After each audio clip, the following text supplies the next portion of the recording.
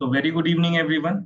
हम लोग nervous system को स्टडी कर रहे हैं। नर्वस सिस्टम के अंदर अगर हम बात करें यूजीसी नेट की, तो आपके सिलेबस के अंदर दो चीज लिखी हुई है। अगर आप अपने सिलेबस को देखेंगे तो, या मैं आप लोग को दिखाई दूं, या बता देता हूं मैं।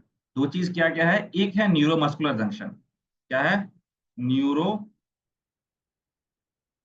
Muscular junction. और दूसरी चीज है आपका काइनेस्थेटिक सेंस ऑर्गन। ठीक है, काइनेस्थेटिक सेंस ऑर्गन, यही दो चीज है। और अगर आप थोड़ा बहुत क्वेश्चन देखोगे भी यूजीसी नेट के अंदर जो आए हैं न्यूरोमस्कुलर सिस्टम से, तो वो इन्हीं दो टॉपिक से क्वेश्चन पूछे गए हैं। ठीक है, स्ट्रक्चर स्ट्रक्चर वगैरह सारा चीज नहीं पूछा जाता है। ओके, तो इसी हिसाब से आपने इस टॉपिक को पढ़ना है। तो एक बार हम थोड़ा सा देख लेते हैं, ओवरव्यू ले लेते हैं कि कल हम लोगों ने क्या पढ़ा है, और उसी के बाद फिर हम उसको कंटिन्यू करते हैं। हम लोगों ने क्या पढ़ा था कि भाई एक ये न्यूरॉन है आपका। मान लो ये एक आपका न्यूरॉन है।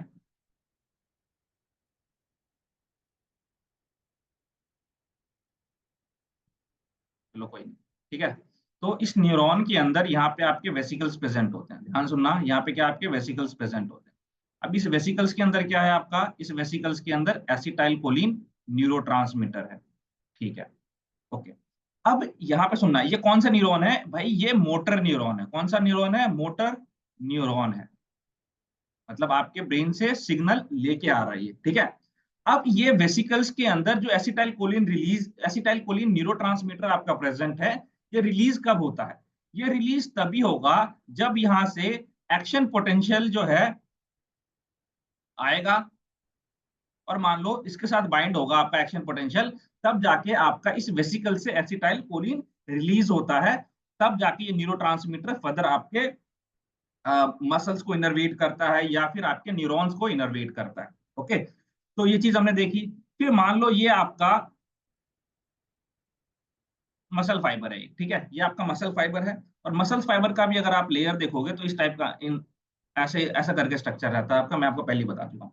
तो ये जो मोटर न्यूरॉन है आपका, इस मोटर न्यूरॉन के ऊपर मान लो एक, इस तरीके से मोटर न्यूरॉन के ऊपर नहीं होता, बेसिकली इसके सरफेस के ऊपर जो है एक मेम्ब्रेन प्रेजेंट रहती है। ठीक है, तो जिसको हम लोग क्या बोलते हैं, इसको हम लोग बोलते हैं प्री साइनेप्टिक मेम्ब्रेन। कौन सी मेम्ब्रेन? Pre synaptic membrane. ठीक है, और ये जो आपका मसल फाइबर है, तो इसके ऊपर भी, इसके ऊपर नहीं रहती, इसके सरफेस के ऊपर एक मेम्ब्रेन प्रेजेंट रहती है, जिसको हम लोग क्या बोलते हैं? Post synaptic membrane. Post synaptic membrane. ठीक है, मतलब ये जो दोनों मेम्ब्रेन है ना, ये दोनों मेम्ब्रेन किस चीज के लिए है भाई? आपको अगर पता होगा कि आपका जो ये न्यूरॉन है, वो डायरेक्टली आपका मसल फाइबर के साथ अटैच नहीं हो सकता। इसके बीच में क्लेफ्ट बनता है, और इस क्लेफ्ट को हम लोग क्या बोलते हैं? इस क्लेफ्ट को बोलते हैं हम लोग साइनेप्टिक क्लेफ्ट। क्या बोलते हैं? Synaptic cleft. ओके, तो ये चीज हमने देखी कि भाई pre synaptic membrane, post synaptic membrane, ये डायरेक्टली अटैच नहीं हो सकता। इसके बीच में एक जंक्शन बन रहा है आपका, जिसको हम लोग साइनेप्टिक क्लेफ्ट बोल सकते हैं। ठीक है, जंक्शन या क्लेफ्ट बन रहा है, उसको हम लोग जो है साइनेप्टिक क्लेफ्ट बोल सकते हैं, या न्यूरोमस्कुलर क्लेफ्ट भी बोल सकते हैं। हम लोग इसको न्यूरोमस्कुलर क्लेफ्ट भी बोल सकते हैं। अब मान लो क्या हो गया कि भाई आपको स्टिमुलस मिला। ठीक है, और स्टिमुलस मिलने के बाद आपका एक्शन पोटेंशियल जनरेट हुआ। एक्शन पोटेंशियल जनरेट होने के बाद यहाँ आपका ये वेसिकल्स पे लगा, और वेसिकल से आपका एसिटाइल कोलिन यहाँ से रिलीज हुआ। एसिटाइल कोलिन जब रिलीज होगा आपका, तो आपको पता है यहाँ पे आपके मसल्स के ऊपर रिसेप्टर्स प्रेजेंट होते हैं, जो इस एसिटाइल कोलिन को बेसिकली रिसीव करते हैं। ठीक है, तो मान लो जब वेसिकल से आपका एसिटाइल कोलिन रिलीज हुआ, तो उस टाइम पे क्या कर रहा है? आपके मसल्स फाइबर को ये इनर्वेट कर रहा है। इनर्वेट करने का क्या मतलब है? इनर्वेट करने का मतलब है आपके मसल सेल को एक्साइट कर रहा है। ठीक है, मतलब कॉन्ट्रैक्शन के लिए तैयार कर रहा है ये। ठीक है, तो जब आपका वेसिकल से एसिटाइल कोलिन रिलीज हुआ, तो उसके बीच में जो ये जंक्शन बना आपका, इस जंक्शन को हम लोग न्यूरोमस्कुलर जंक्शन बोलेंगे। क्या बोलेंगे बेटा? Neuromuscular junction. तो न्यूरोमस्कुलर जंक्शन क्या हो गया आपका? ऐसा जंक्शन जिसके बीच में जो मोटर न्यूरॉन है आपका मसल फाइबर को इनर्वेट कर रहा है, तो उसको हम लोग बोलेंगे न्यूरोमस्कुलर जंक्शन। ओके, अब न्यूरोमस्कुलर जंक्शन देख लिया हमने, प्री साइनेप्टिक क्लेफ्ट देख लिया, पोस्ट साइनेप्टिक क्लेफ्ट देख लिया। हमने जो है साइनेप्टिक क्लेफ्ट देख लिया, न्यूरोमस्कुलर क्लेफ्ट देख लिया, न्यूरोमस्कुलर जंक्शन देख लिया। अब ये सारी चीज जो हो रही है बेसिकली, वो कहाँ पे हो रही है? आपके मोटर न्यूरॉन में हो रहा है। मोटर न्यूरॉन कहने का मतलब क्या है? मोटर न्यूरॉन कहने का मतलब है ये आपका अल्फा मोटर न्यूरॉन, मतलब मोटर न्यूरॉन ये वाला, प्लस ये आपका जो मसल फाइबर है, इसको हम लोग क्या बोलेंगे? इसको हम लोग बोलेंगे आपका मोटर न्यूरॉन, मोटर यूनिट। क्या बोलेंगे इसको? हम लोग बोलेंगे मोटर यूनिट। तो हमने देखा ये एक चीज पे, मतलब एक मोटर न्यूरॉन जब एक आपका मसल को इनर्वेट कर रहा है, तो ये सारी चीजें आपकी हो रही है, ठीक है। तो आई होप ये सारी चीजें हम लोगों ने कल भी पढ़ी थी और आज भी पढ़ी है, सारी चीजें आपकी क्लियर होंगी। यहीं पे मान लो कई सारे आपके ये न्यूरॉन, ये एक न्यूरॉन, ये एक न्यूरॉन, ये एक न्यूरॉन, और ये सारे न्यूरॉन जो है आपके एक मसल सेल को क्या कर रहा है? सिग्नल भेज रहा है, ठीक है। तो इसको हम लोग क्या बोलते हैं? ये न्यूरॉन का क्या हो गया? एक पूल बन रहा है, ठीक है। तो इसको हम लोग क्या बोलते हैं? मोटर न्यूरॉन पूल, ठीक है। तो बहुत सारे न्यूरॉन जब आपका एक मसल सेल को सिग्नल भेज रहा है, तो उसको हम लोग मोटर न्यूरॉन पूल बोलते हैं, ठीक है। ये चीज हम लोगों ने कल भी देखी। अब आइए थोड़ा सा आगे, अगर हम बात करें, मान लो ये तो हमने चीज देखी कि भाई ये आपका मोटर न्यूरॉन है, ये आपका एक मसल सेल है इसके बीच में। अब मान लो ये आपका एक न्यूरॉन है आपका, ठीक है, और ये दूसरा न्यूरॉन है आपका, ठीक है, ये दूसरा न्यूरॉन है आपका। इसके बीच में जो ये गैप प्रेजेंट है, क्योंकि देखो न्यूरॉन डायरेक्टली कनेक्ट नहीं रहता, इसके बीच में गैप प्रेजेंट रहता है। इस गैप को हम लोग क्या बोलते हैं? इस गैप को हम लोग साइनेप्स बोलते हैं। क्या बोलते हैं? साइनेप्स बोलते हैं। इस गैप को हम लोग क्या बोलते हैं बेटा? साइनेप्स बोलते हैं, ओके। अब ध्यान सुनना मेरी बात को, कि यहां से मान लो कोई स्टिमुलस आया और यहाँ पे क्या हुआ? एक्शन पोटेंशियल जनरेट हो गया, एक्शन पोटेंशियल जनरेट हो गया, ठीक है। एक्शन पोटेंशियल जनरेट हो गया, तो इस पूरे न्यूरॉन को इनर्वेट करेगा, ये मतलब पूरे न्यूरॉन को क्या करेगा? एक्साइट करेगा, एक्साइट करेगा, ठीक है। ये पूरे न्यूरॉन को एक्साइट करेगा और सिग्नल जो है आपका यहाँ पे पूरे न्यूरॉन के अंदर ट्रेवल करेगा। अब बात आती है भाई, ये दूसरा न्यूरॉन है, ये पहला न्यूरॉन है, ये दूसरा न्यूरॉन है। तो यहाँ पे जो सिग्नल है, ठीक है, मतलब जो यहाँ पे इंपल्सेस हैं आपकी, क्या यही इंपल्सेस डायरेक्टली आपका ट्रांसमिट हो जाता है क्या दूसरे न्यूरॉन के अंदर? कि नहीं। आप सभी को पता है कि भाई यहाँ पे आपका वेसिकल्स प्रेजेंट है, और इस वेसिकल्स के अंदर क्या चीज प्रेजेंट है? इस वेसिकल्स के अंदर आपका न्यूरोट्रांसमीटर प्रेजेंट है। कौन सा न्यूरोट्रांसमीटर? एसिटाइलकोलिन न्यूरोट्रांसमीटर आपका प्रेजेंट है। तो यही न्यूरोट्रांसमीटर जो है आपका एसिटाइलकोलिन, ये फिर सिग्नल लेके जाता है दूसरे न्यूरॉन को, और यहाँ पे कौन कलेक्ट करता है सिग्नल? आपका डेंड्राइट जो है वो सिग्नल कलेक्ट करता है, ठीक है। डेंड्राइट ने क्या किया? सिग्नल कलेक्ट कर दिया, ओके। अब डेंड्राइट जब सिग्नल कलेक्ट कर लेता है, तो आप न्यूरॉन का अगर थोड़ा सा स्ट्रक्चर देखोगे, तो ये आपका सेल बॉडी होता है न्यूरॉन का। देखो जैसे आपका आपने पढ़ा था स्केलेटल मसल सेल के अंदर कि भाई उसके अंदर न्यूक्लियस होता है, ठीक है, माइटोकॉन्ड्रिया होता है। तो सेम आपके जो है न्यूरॉन के अंदर भी न्यूक्लियस, माइटोकॉन्ड्रिया, ये सारी चीजें प्रेजेंट होती है, ठीक है। तो इसी माइटोकॉन्ड्रिया में तो आपका एटीपी बनेगा, ब्रेन को भी एनर्जी की रिक्वायरमेंट होती है, तो इसमें भी आपका माइटोकॉन्ड्रिया प्रेजेंट होता है। बट यहाँ पे कंडीशन क्या होती है? यहाँ पे कंडीशन ये है, सिर्फ ग्लूकोज से एनर्जी बनाता है, ये जो हम लोगों ने डिटेल में कल की क्लास के अंदर देखा। तो ये जो सिग्नल आपका आया यहाँ से, इसको डेंड्राइट ने कलेक्ट किया और यहाँ पे सेल बॉडी के पास भेजा, ठीक है। अब सेल बॉडी के पास अगर आप न्यूरॉन का स्ट्रक्चर देखोगे, तो इस तरीके का आपको स्ट्रक्चर देखने को मिलेगा, ठीक है। यहाँ पे आपका एक्सॉन हिलॉक होता है। क्या होता है? एक्सॉन हिलॉक, ठीक है। जो बेसिकली क्या करता है? आपका इंपल्स को आगे की तरफ आपके न्यूरॉन में भेजता है, ठीक है। मतलब यहाँ से सारा कलेक्ट किया, ये एक्सॉन हिलॉक के पास आया, और एक्सॉन हिलॉक जो है आपका इंपल्स आगे भेजता है। तो ये एक्सॉन हिलॉक जब आगे भेजता है सिग्नल को, तो यहाँ पे आपका मान लो इस तरीके का आपका स्ट्रक्चर होगा, ठीक है,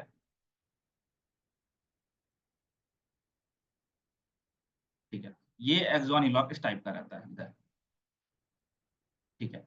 अब देखो एक्सॉन हिलॉक ने आपका सिग्नल आगे भेजा। अब ये एक्सॉन है आपका, ठीक है। इस एक्सॉन के ऊपर आप देखोगे तो इस टाइप की कुछ लेयर्स प्रेजेंट रहती है, ठीक है। यहाँ पे बीच में गैप रहेगा, ठीक है, एक शीट प्रेजेंट रहती है जिसको हम लोग क्या बोलते हैं, माइलिन शीट बोलते हैं। क्या बोलते हैं, माइलिन शीट बोलते हैं। माइलिन शीट, ये क्या, माइलिन शीट। और बीच में जो ये स्पेस दिखने को मिल रहा होगा आपको, इसको हम लोग क्या बोलते हैं, node of run wire. Node of run wire. देखो ये जो माइलिन शीट होती है आपकी, ये किस चीज से मिलकर बनी होती है माइलिन शीट, ये आपके स्वयं सेल की लेयर से मिलकर बनी होती है। किसके, स्वयं सेल से मिलकर बनी होती है। स्वयं सेल की लेयर की मतलब कि लिपिड की लेयर होती है आपके, स्वयं सेल से मिलकर बनी होती है। और लेयर किस चीज की होती है, इसके ऊपर आपकी लिपिड्स की लेयर होती है। किस चीज की, लिपिड्स की लेयर होती है। लिपिड की लेयर होती है, ठीक है, किसकी, फैट की लेयर आप कह सकते हो, फैट की लेयर प्रेजेंट होती है। तो यहाँ पे देखोगे, ये आपका माइलिन शीट, ये माइलिन शीट, ये माइलिन शीट, ये माइलिन शीट है आपका, ठीक है। तो ये किस चीज के ऊपर इसकी लेयर है, इसके स्वयं सेल से बना है ये। और लेयर किस चीज की है आपकी, लिपिड्स की इसके ऊपर लेयर है। ओके, अब ध्यान से सुनना मेरी बात को। अब जो ये सिग्नल आ रहा है आपका, ये सिग्नल ऐसे न्यूरॉन, ध्यान सुनना, ये एक हमने ऐसा न्यूरॉन बनाया जिसके ऊपर माइलिन शीट लगा हुआ है। और ऐसे न्यूरॉन्स भी होते हैं आपके बॉडी के अंदर, ऐसे न्यूरॉन्स भी होते हैं जिसमें आपका माइलिन शीट प्रेजेंट नहीं होता। ठीक है, ऐसे न्यूरॉन्स भी होते हैं जिसके अंदर आपका माइलिन शीट प्रेजेंट नहीं होता, नो माइलिन शीट। ठीक है, तो जिस न्यूरॉन के अंदर माइलिन शीट प्रेजेंट रहेगा, जिस न्यूरॉन के अंदर माइलिन शीट प्रेजेंट रहेगा, उस न्यूरॉन में जो सिग्नल है आपका, वो फास्ट ट्रेवल करेगा। तो माइलिन शीट वाले न्यूरॉन के अंदर आपका जो सिग्नल है वो फास्ट ट्रेवल करता है। सिग्नल फास्ट ट्रेवल करता है, ठीक है। तो ये सिग्नल कैसा है, इस तरीके से जंप करता हुआ आपका ट्रेवल करता है आपके न्यूरॉन के अंदर, बहुत फास्ट ट्रेवल करता है। तो जो इस तरीके का कंडक्शन हो रहा है ना, इस टाइप के कंडक्शन को हम लोग बोलते हैं सॉल्टेटरी कंडक्शन। क्या बोलते हैं, सॉल्टेटरी कंडक्शन। ठीक है, तो जो न्यूरॉन आपका माइलिन शीटेड है, ठीक है, तो उसके अंदर आपका जो सिग्नल है वो फास्ट ट्रेवल करता है, उसको हम लोग क्या बोलते हैं, सॉल्टेटरी कंडक्शन बोलते हैं। ओके, तो एक रीजन तो आपका ये होता है फास्ट ट्रेवल करने का न्यूरॉन का।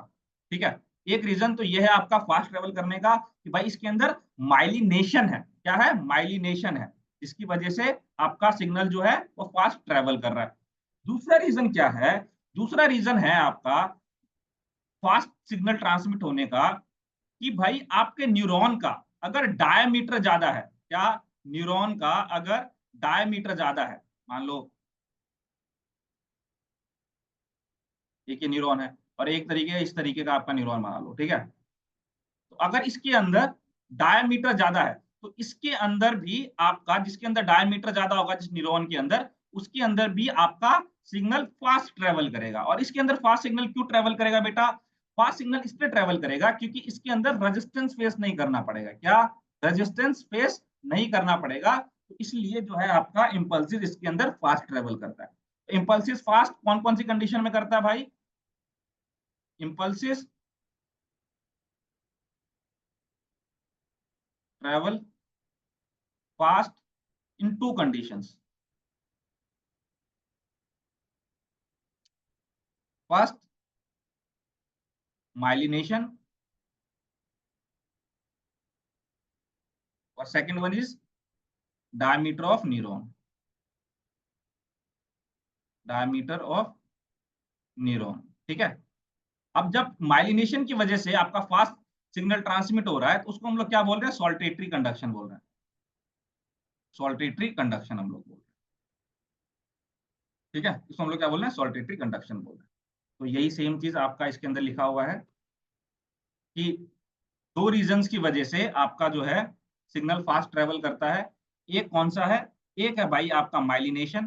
ठीक है, माइलिनेशन मतलब माइलिन शीट प्रेजेंट है, तो उसके अंदर आपका फास्ट सिग्नल ट्रांसमिट हो रहा है, जिसको हम लोग सॉल्टेटरी कंडक्शन बोल रहे हैं। दूसरा क्या, डायमीटर ऑफ न्यूरॉन, तो जिसका आपका डायमीटर ज्यादा रहेगा न्यूरॉन का, उसके अंदर फास्ट सिग्नल ट्रांसमिट होगा। क्यों, क्योंकि रेजिस्टेंस उसके अंदर आपका कम रहेगा। इस बात को आप लोग ध्यान रखिएगा। अब चलते हैं हम थोड़ा सा आगे इसी में। अब आप लोगों ने देखा कि भाई ये जो सिग्नल ट्रांसमिट हो रहा है आपका, इसको ध्यान सुने, थोड़ा सा बेसिक बता देता हूं मैं आपको, कि जो एक्शन पोटेंशियल जनरेट, आप एक्शन पोटेंशियल का नाम बार बार सुन रहे थे, तो एक्शन पोटेंशियल बेसिकली आपके दो तरीके के होते हैं। क्या, एक्शन पोटेंशियल दो तरीके के होते हैं। एक्शन पोटेंशियल, आपको एक पिक्चर क्लियर हो जाएगा यहाँ पे।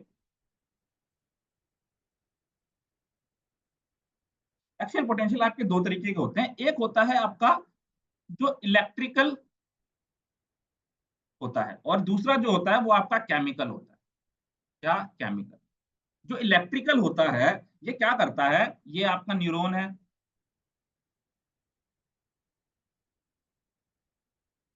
ठीक है। अब जो यहाँ पे मान लो ये आपका न्यूरॉन सेल क्या हो गया, डीपोलराइज हो गया, ठीक है। अब यहीं से मतलब सेल बॉडी ने क्या किया, मान लो डेंड्राइट ने सिग्नल कलेक्ट किया, सेल बॉडी को भेजा और सेल बॉडी फिर आगे एक्सॉन यूलॉक को, एक्सॉन यूलॉक फिर एक्सॉन को, इस तरीके से फिर यहाँ तक आपका वेसिकल्स तक जो है ये एक्शन पोटेंशियल आया। तो ये किस टाइप का आपका इम्पल्सिस है, ये किस टाइप का इम्पल्सिस है, ये आपका इलेक्ट्रिकल इम्पल्सिस है। कौन सा? Electrical impulses. मतलब विद इन न्यूरॉन जो है आपका, विद इन न्यूरॉन, तो ये किस टाइप का आपका इम्पल्सिस है, ये है आपका इलेक्ट्रिकल इम्पल्सिस, ठीक है। तो इसको और हम लोग क्या बोल सकते हैं भाई, इसको हम लोग एक्शन पोटेंशियल बोल सकते हैं। एक्शन पोटेंशियल ऐसा जो आपका विद इन न्यूरॉन है। अब दूसरा क्या हो गया, मान लो भाई आपको पता है ये न्यूरॉन के अंदर तो है, अब यहाँ से आपका वेसिकल्स के अंदर एसिटाइलकोलिन न्यूरोट्रांसमीटर प्रेजेंट है। अब यहाँ पे ये दूसरा न्यूरॉन, इसके बीच में का गया साइनेप्स, ठीक है। अब यहाँ से ये जो आपका इलेक्ट्रिकल सिग्नल है वो आगे नहीं जा सकता। इसके बाद आपके जो केमिकल सिग्नल्स हैं, जो आपका एसिटाइलकोलिन न्यूरोट्रांसमीटर है, ये यहाँ से रिलीज होगा, ठीक है। फिर आगे जाएगा, यहाँ पे डेंड्राइटिस को सिग्नल करेक्ट करेगा, फिर आगे करेगा, तो फिर ये आपका इलेक्ट्रिकल सिग्नल जाएगा। इसी को भी हम लोग क्या बोल सकते हैं, एक्शन पोटेंशियल बोल सकते हैं। इसको भी हम लोग एक्शन पोटेंशियल बोल सकते हैं। दो तरीके का होता है, तो विद इन न्यूरॉन आपका इलेक्ट्रिकल होता है, और आपका एक न्यूरॉन से दूसरे न्यूरॉन के बीच में जो होता है वो कैंसर होता है आपका केमिकल जो है एक्शन पोटेंशियल होता है। तो इस बात को आप लोग ध्यान रखिएगा। बेसिकली जितने भी आपके न्यूरोट्रांसमीटर होते हैं जो एंडोक्राइन ग्लैंड से निकलते हैं, these are all chemical neurotransmitter. Okay, तो इसको ध्यान रखिए। अब आते हैं हम लोग थोड़ा सा डिटेल में पढ़ने की जरूरत है, और इस टॉपिक के अंदर बहुत सारे लोगों को दिक्कत परेशानी होती है, लेकिन आज के बाद आप लोगों को इस टॉपिक के अंदर दिक्कत परेशानी नहीं होने वाली है। ओके, तो आइए हम लोग बात करते हैं। सबसे पहले मैं आप लोग कुछ बेसिक्स बताता हूँ जो आप लोग पढ़ चुके हैं। आप लोगों ने पढ़ा है कि भाई ये स्लाइडिंग फिलामेंट थ्योरी की बात कर रहे हैं, ठीक है। स्लाइडिंग फिलामेंट थ्योरी की बात कर रहे हैं। आप लोग मुझे चैट बॉक्स के अंदर बताइएगा, ध्यान से मेरी बात सुनिए, किसके अंदर, चैट बॉक्स के अंदर बताइएगा, आपके सेल के बाहर एक्स्ट्रा सेलुलर फ्लूइड प्रेजेंट रहता है। क्या प्रेजेंट रहता है आपके सेल के बाहर? एक्स्ट्रा सेलुलर फ्लूइड प्रेजेंट रहता है, ठीक है। जब मैं स्लाइडिंग फिलामेंट थ्योरी की बात कर रहा हूं मैं, अब इस एक्स्ट्रा सेलुलर फ्लूइड के अंदर क्या चीज प्रेजेंट रहती है, आप लोग मुझे चैट के अंदर बताएंगे। एक्स्ट्रा सेलुलर फ्लूइड के अंदर, यस, क्या चीज प्रेजेंट है आपका? सोडियम आयंस प्रेजेंट रहते हैं। क्या प्रेजेंट रहता है? सोडियम आयंस प्रेजेंट रहता है। ओके, कोई दिक्कत वाली बात? सभी को पता है ये चीज? ओके, सभी को पता, ओके, वेरी गुड, बहुत इंटेलिजेंट बच्चे हैं आप लोग। आपको पता है कि जब यहाँ से सिग्नल आता है, ठीक है, जब यहाँ से एसिटाइल कोलिन न्यूरोट्रांसमीटर आता है, यहाँ पे लगता है, तो ये सोडियम अंदर एंटर करता है। सोडियम आपका एंटर करता है अंदर, और ये कहाँ मिलता है? सार्कोप्लाज्मिक रेटिकुलम में मिलता है। और सार्कोप्लाज्मिक रेटिकुलम के अंदर क्या चीज स्टोर्ड है, आप लोग मुझे चैट बॉक्स के अंदर बताएंगे। कैल्शियम। यस, क्या चीज प्रेजेंट है? कैल्शियम आयंस आपका प्रेजेंट है। ओके, तो ये चीज तो आपका स्लाइडिंग फिलामेंट थ्योरी के अंदर, किसके अंदर था? स्लाइडिंग फिलामेंट थ्योरी के अंदर था। अब एक चीज हमेशा ध्यान रखिएगा, जो भी आपका एक्स्ट्रासेल्युलर फ्लूइड है, ठीक है, तो उसके अंदर क्या प्रेजेंट रहता है? आपके सोडियम आयंस जरूर प्रेजेंट रहता है। अब अगर मैं बात करूं आपके न्यूरॉन्स की, किस चीज की, अगर मैं बात करूं आपके न्यूरॉन्स की, तो न्यूरॉन्स के अंदर भी आपका प्लाज्मा, न्यूक्लियस, सारा चीज रहता है,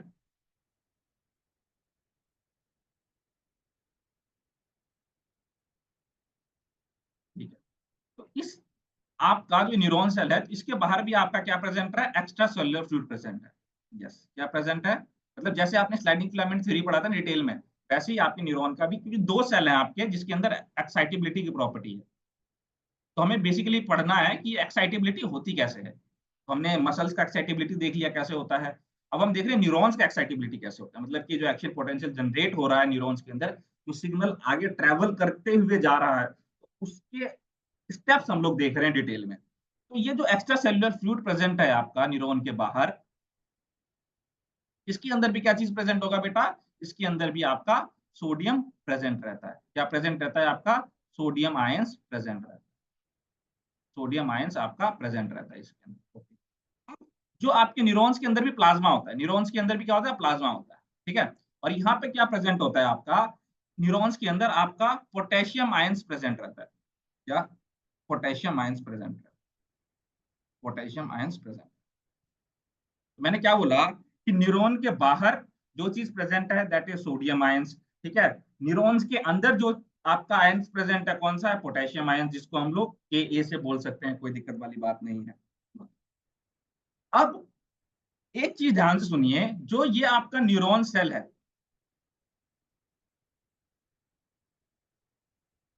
ठीक है, जो आपका न्यूरॉन सेल है, तो इसके ऊपर भी लेयर प्रेजेंट रहती है आपकी, इसके ऊपर भी आपकी लेयर प्रेजेंट रहती है, मतलब लेयर आप मेम्ब्रेन बोल सकते हो, इसकी मेम्ब्रेन है।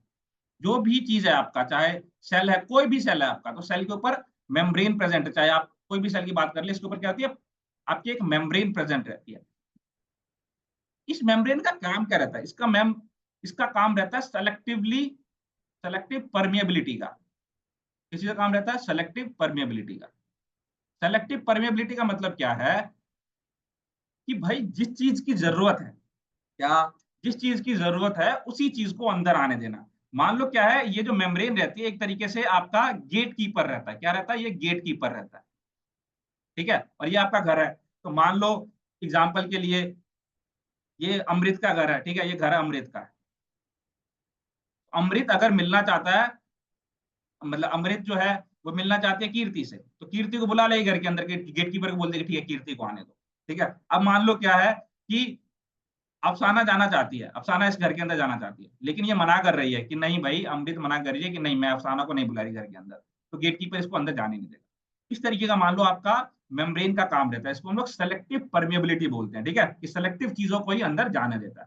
तो वैसे ही आपके न्यूरॉन के ऊपर एक मेम्ब्रेन रहती है, ठीक है, जिसका काम क्या होता है, सेम यही काम होता है, परमिएबिलिटी का काम होता है, सेलेक्टिव परमिएबिलिटी का आपका काम होता है कि जिस चीज की जरूरत है अंदर, उन चीजों को ये अंदर जाने देगी। ओके, चीज हमने देख लिया।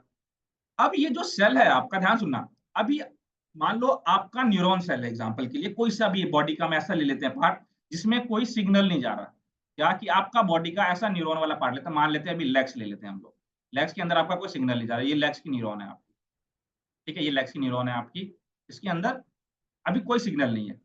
तो जब आपका न्यूरॉन सेल जब आपका न्यूरॉन सेल रेस्ट कंडीशन में रहता है, क्या बोल रहा हूं मैं, जब आपका न्यूरॉन सेल रेस्ट कंडीशन में रहता है, मतलब इसके अंदर कोई सिग्नल नहीं है, ठीक है, तो उस टाइम पे इस न्यूरॉन सेल का जो वोल्टेज रहेगा, ठीक है, वो क्या रहेगा, -70 मिली वोल्ट रहेगा, ठीक है। मतलब कितना चार्ज रहेगा इसके अंदर, -70 मिली वोल्ट का चार्ज रहता है।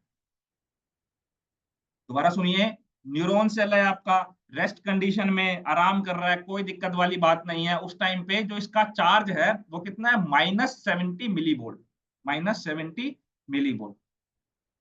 अब ध्यान से सुनिए, अगर आपको इसके अंदर सिग्नल जनरेट करना है, मतलब इसके अंदर अगर आपको एक्शन पोटेंशियल जनरेट करवाना है, ठीक है, अगर इसके अंदर आपको एक्शन पोटेंशियल जनरेट करवाना है, तो क्या करना पड़ेगा, आपको इसको पॉजिटिव की तरफ ले जाना पड़ेगा। किसकी तरफ, पॉजिटिव की तरफ ले जाना पड़ेगा। तो अगर पॉजिटिव की तरफ लेके जाऊंगा मैं इसको, ध्यान सुनना, अगर मैं इसको, ये -70 मिली वोल्ट है, इसको अगर मैं पॉजिटिव की तरफ ले जाऊंगा, तो चैट बॉक्स के अंदर मुझे बताइए आप लोग, क्या मैं इसको, अब मैं आपको ऑप्शन दे रहा हूँ, क्या मैं आपको ऑप्शन दे रहा हूँ, -80 milli volt, -90 milli volt, -60 milli volt और -50 मिली वोल्ट। तो ये आपका ऑप्शन ए है और ये ऑप्शन बी है। तो किधर की तरफ जाऊंगा मैं, अगर मुझे पॉजिटिव की तरफ जाना है, तो ए में जाऊंगा या बी में जाऊंगा, किधर किधर की तरफ जाऊंगा मैं, भाई जाऊंगा कहाँ पे, इधर की तरफ, क्योंकि इधर आपका 0 होगा ना, फिर उधर 1 आएगा, 2 आएगा, तो पॉजिटिव इस साइड है, तो मैं किधर की तरफ जाऊंगा, -60, -50, -40, -30, -20, -10, 0, 10, 20, 30, इधर की तरफ जाऊंगा मैं। किधर की तरफ जाऊंगा भाई, मैं ए की, अरे मारूंगा वेदांती, ए नीचे वाला है, बी की तरफ है ना, किधर की तरफ जाऊंगा मैं, सर बी वो की तरफ गलती जाऊंगा। से हो। अच्छा कोई नहीं, कोई नहीं, ठीक, मैं मार भी नहीं रहा आपको, मतलब ऐसे ही बोला था। चलिए, तो मैं किधर की तरफ जाऊंगा भाई, बी की तरफ जाऊंगा, ऊपर की तरफ जाऊंगा, तब जाके जो है मेरा न्यूरॉन का जो सेल है वो पॉजिटिव होगा। ठीक है, पॉजिटिव होगा मतलब क्या होगा, इसके अंदर एक्शन पोटेंशियल जनरेट होगा, इसके अंदर एक्शन पोटेंशियल जनरेट होगा। ध्यान से सुनिए, मुझे ना एक चीज बताइए आप लोग। ओके, अगर आपको कोई हल्का सा, ध्यान सुनना, ये आप खड़े हो यहाँ पे, अगर आपको आपको कोई हल्का सा, बिल्कुल हल्का सा जो है, कोई निब चुभा रहा है हल्का सा, बिल्कुल मतलब माइनर से बस टच किया है, इस कंडीशन में क्या बोलोगे आप? इसको कुछ भी नहीं बोलोगे, छोड़ दोगे, बोलोगे यार चल ठीक है, जाने क्या ही फालतू में बोल रहा है। ठीक है, बिल्कुल मतलब टच ही किया है बस, तो आप इसको छोड़ दोगे। ओके, अब क्या हुआ दूसरी कंडीशन में, इसने निब क्या है, अब जो ये निब आपको चुभाया यहाँ पे, ठीक है, इसने क्या कर दिया, थोड़ा ज्यादा, मतलब कि इतना चुभाया कि आपको पेन होने लग गया। क्या हो गया, इतना चुभाया, इतने थ्रेशोल्ड, थ्रेशोल्ड क्या बोलते हैं, थ्रेशोल्ड मतलब होता है आपका point of change, point of change, मतलब जब यहाँ पे आपको चुभाया था तो आपको बिल्कुल पेन नहीं हुआ, नो पेन। जब आपको बस यहाँ पे हल्का सा टच किया था आपको पेन नहीं हुआ, बट मान लो यहाँ पे हल्का सा ये टच किया, ठीक है, तो आपको बिल्कुल पेन नहीं हुआ, नो पेन। अब यहाँ पे जैसे ही उसने क्या किया, थोड़ा सा आपको अंदर की तरफ इसको नेप को लगाया, तो आपको क्या होने लग गया, पेन होने लग गया, पेन होने लग गया। तो जब आपको पेन हुआ तो आप इसके रिस्पॉन्स में क्या करोगे, इसको स्लैप करोगे या कुछ बोलोगे, तब उसके लिए कुछ रिस्पॉन्स करोगे आप, है ना, ये चीज करोगे। तो ध्यान सुनना, आपके न्यूरॉन सेल के अंदर बात ये आती है कि आप पॉजिटिव कितना जाओगे। मान लो ये मैं बनाता हूँ -70 milli volt, -60 milli volt, -50 milli volt, -40 milli volt, -30 milli volt, -20 milli volt, one so on. ठीक है, मैंने बनाया ये मतलब सीधा रहेगा। ठीक है, अब बात ये आती है कि भाई कौन सा ऐसा पोजीशन है, ध्यान सुनना मेरी बात को, कि कौन सा ऐसा आपका वो पॉइंट ऑफ चेंज है जहां से आप मुड़ के उसको थप्पड़ मारोगे। ठीक है, कौन सा आपका वो पॉइंट ऑफ चेंज है।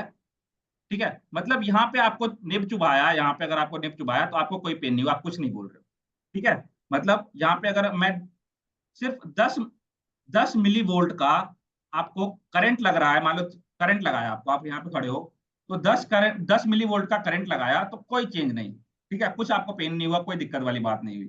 फिर यहीं पे मान लो थोड़ा सा, जैसे ही 10 से 11 हुआ, 12 हुआ, 13 हुआ, तो रिसर्चेस के अंदर पाया गया कि अगर 15 माइक्रोवोल्ट से, 15 मिली वोल्ट से 20 मिली वोल्ट का अगर चेंज आया, क्या 15 मिली वोल्ट से 20 मिली वोल्ट का जो चेंज आता है, तब जाके आपका सेल क्या होता है, डीपोलराइज होता है। क्या बोला मैंने, कि आपका 15 मिली वोल्ट से 20 मिली वोल्ट का जब करंट में चेंजेस आता है, मान लो ये आपका न्यूरॉन सेल है, ठीक है, तो इसका रेस्टिंग मेम्ब्रेन पोटेंशियल क्या है, resting membrane potential, yes, -70 milli volt. Okay, जब मैं इसके अंदर 10 मिली वोल्ट का स्टिमुलस दूंगा, सिग्नल दूंगा 10 मिली वोल्ट का, तो क्या इसके अंदर एक्शन पोटेंशियल जनरेट होगा क्या, यस या नो बताओ चैट बॉक्स के अंदर। जब मैं 10 मिली वोल्ट का इसके अंदर स्टिमुलस दूंगा तो क्या, 10 मिली वोल्ट में कैसे आएगा, 10 मिली वोल्ट में नहीं होगा। ठीक है, 10 मिली वोल्ट के अंदर एक्शन पोटेंशियल नहीं जनरेट होगा, no action potential generate, no action potential generate.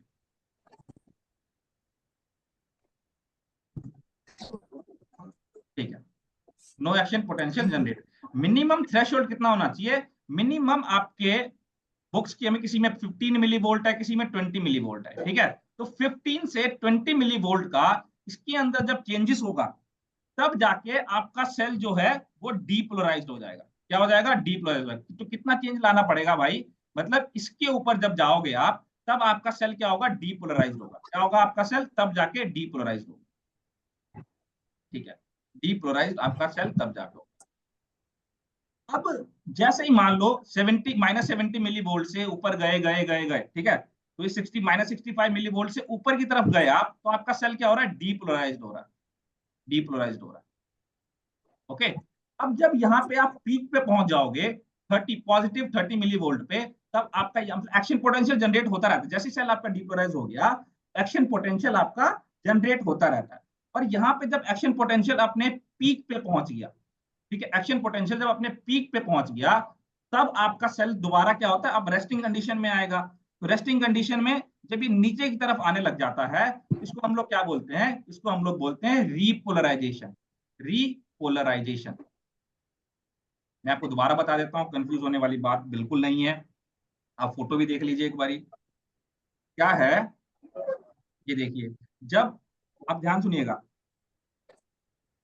जब आपका सेल का रेस्टिंग मेम्ब्रेन पोटेंशियल कितना होता है, मतलब अभी आपका कोई न्यूरॉन है जो रेस्ट कंडीशन में है, उसका चार्ज कितना रहेगा भाई, उसका चार्ज -70 मिली वोल्ट है। क्या है, -70 मिली वोल्ट है।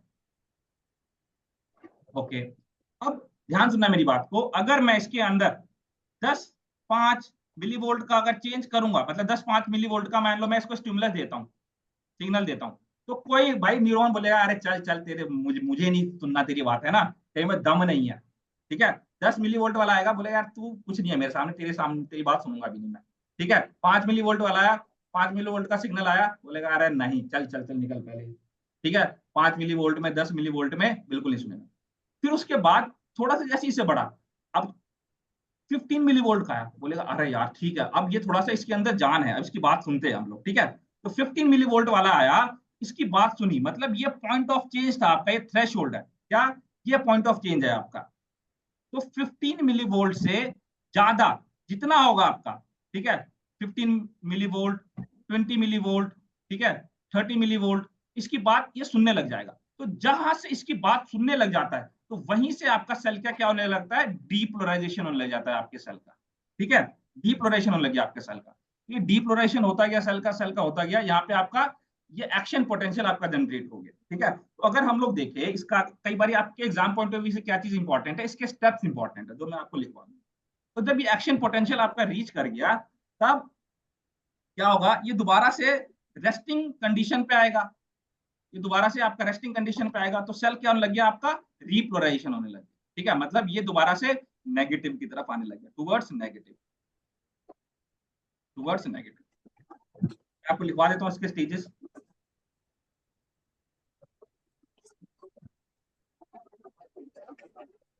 रेस्टिंग मेम्ब्रेन पोटेंशियल, ठीक है, -70 मिली वोल्ट। ओके, अब ध्यान सुनना, यहाँ पे आप लोग इस तरीके से लिखिएगा, इफ 10 मिली वोल्ट स्टिमुलस या सिग्नल, जो भी बोल लो आप, एक्शन पोटेंशियल जनरेट होगा क्या, या सेल डीपोलराइज होगा, डीपोलराइजेशन के ऊपर आते हैं हम लोग। डीपोलराइजेशन होगा क्या आपके सेल का, अगर 10 मिली वोल्ट का सिग्नल मिलता है तो, या चैट बॉक्स में बताइए। नो। नो, तो कोई डीपोलराइजेशन नहीं। If 15 and more, if more than 15, इसको लिख लो, if stimulus is more than 15 millivolt, ठीक है, तब जाके क्या होगा आपका सेल का डीपोलराइजेशन, डीपोलराइजेशन, ठीक है, क्या हो गया, डीपोलराइजेशन हो गया। ओके, डीपोलराइजेशन हो गया आपके सेल का, हमने सेल का डीपोलराइजेशन करा, जैसे ऊपर की तरफ जाएगा आपका डीपोलराइजेशन हो जाएगा। और ये जब आपका पीक पे पहुंच जाएगा, ठीक है, जब ये पीक पे पहुंच जाएगा, तब जाके आपका, मतलब जैसे cell depolarization, action potential generate होने लग जाता है, ऐसा नहीं कि एक्शन पोटेंशियल जनरेट नहीं हो रहा, डीपोलराइजेशन हुआ आपके सेल का, तो ये एक्शन पोटेंशियल आपका जनरेट हो गया, क्या हो गया, एक्शन पोटेंशियल आपका जनरेट हो गया, ठीक है। अब मान लो एक्शन पोटेंशियल जनरेट हो गया, सिग्नल आ गया आपके न्यूरॉन सेल के अंदर। अब इसके बाद भाई सिग्नल चला गया, ठीक है, सिग्नल जा रहा है अब, तो जब सिग्नल जा रहा है, ठीक है, तब क्या हो रहा है, देखो डिप्लोशन हो रहा है, तो क्या हो रहा है, आपके सेल का मूव सेल मूव नहीं कर रहा, मतलब इम्पल्स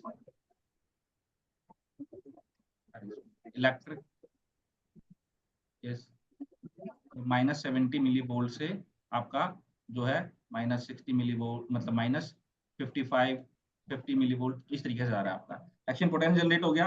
अब रीपोलराइजेशन, रीपोलराइजेशन का मतलब क्या हो गया आपका, टूवर्ड्स नेगेटिव, मतलब ये क्या हो रहा है आपका, रिलैक्स कंडीशन में जा रहा है दोबारा से, किस कंडीशन में, रिलैक्स कंडीशन के अंदर जा रहा है आपका, ठीक है। तो रीपोलराइजेशन आपका होने लग जाता है, रीपोलराइजेशन, ठीक है, टूवर्ड्स रेस्ट, रिलैक्स कंडीशन में जा रहा है तो टूवर्ड्स रेस्ट, रीपोलराइजेशन हो गया। अब जब रीपोलराइजेशन हो गया, ध्यान सुनना मेरी बात, जब ये रीपोलराइजेशन हो गया आपका, तो ये रेस्टिंग स्टेट क्या है आपका, -70 मिली वोल्ट, क्या -70 मिली वोल्ट क्या है आपका, रेस्टिंग कंडीशन है, ठीक है। अब क्या होता है कि जब आप एक्शन पोटेंशियल जनरेट हो गया आपका, अब जब आप नीचे की तरफ आने लग गए, तो भाई नीचे की तरफ ना बहुत फास्ट आने लग गए, तो जो ये स्टेट था -70 MV वाला, ये जो आपका स्टेट था -70 मिली वोल्ट वाला, तो जब ऊपर से नीचे की तरफ गिरता है तो कंट्रोल नहीं रहता, ठीक है, क्या न्यूरॉन का कंट्रोल नहीं रहा और ये कुछ ज्यादा ही नीचे चला गया, ठीक है। ये जो कुछ ज्यादा नीचे चला गया ना, ये जो ज्यादा नीचे गया है, इसको हम लोग क्या बोलते हैं, इसको हम लोग बोलते हैं हाइपर पोलराइजेशन। क्या बोलते हैं इसको हम लोग, हाइपर पोलराइजेशन। अब ये होता क्यों है ये भी हम लोग पढ़ेंगे अभी, डोंट वरी, इसके सीक्वेंसेस हैं, इसको हम लोग अभी कंबाइन करके पढ़ेंगे। सो क्या बोलेंगे हम लोग, हाइपर पोलराइजेशन बोलेंगे और रिफ्रैक्टरी पीरियड बोलेंगे।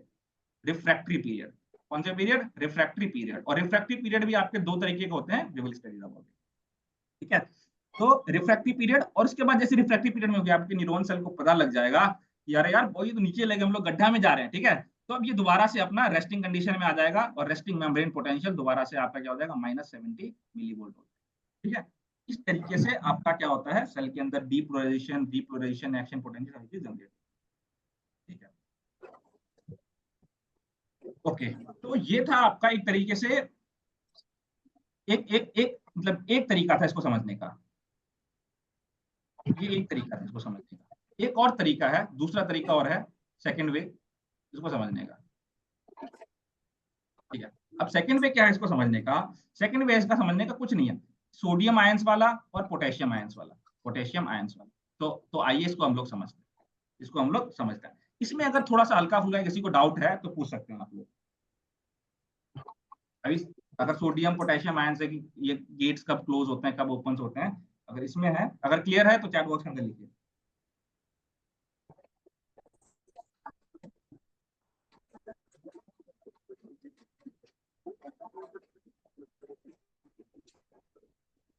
गुड, चलो,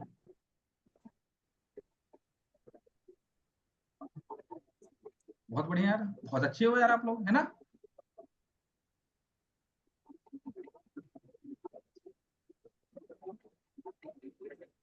क्या बताएं, क्या बताएं, क्या पूछना है मनोज। क्या हो गया? दीदी आयशा, आयशा, ध्यान ही नहीं है क्लास के अंदर, है ना, क्या ही समझ आएगा। हाँ यही बता रहा हूँ, कोई नहीं, सोडियम के लिए सारा चीज बता रहा हूँ आपको मैं अभी। सर एक बार हाइपर पोलराइजेशन बता दो दोबारा से। हाइपर पोलराइजेशन क्या हो गया, हाइपर पोलराइजेशन मतलब कि ये ज्यादा नेगेटिव हो जाता है, मोर नेगेटिव, मतलब आपका रेस्टिंग मेम्ब्रेन पोटेंशियल कितना है, resting membrane potential -70 milli volt है, ठीक है। अब इससे भी चला जाए, -90 मिली वोल्ट चला गया, ठीक है, तो this is the hyperpolarization. अभी और समझ आ जाएगा, ठीक है, इसी को हम लोग रिफ्रैक्टिव पीरियड, अभी और समझ आ जाएगा, डोंट वरी, कंफ्यूज नहीं होगी। अच्छा मान लो, ध्यान सुनिए मेरी बात को, ये आपका न्यूरॉन सेल,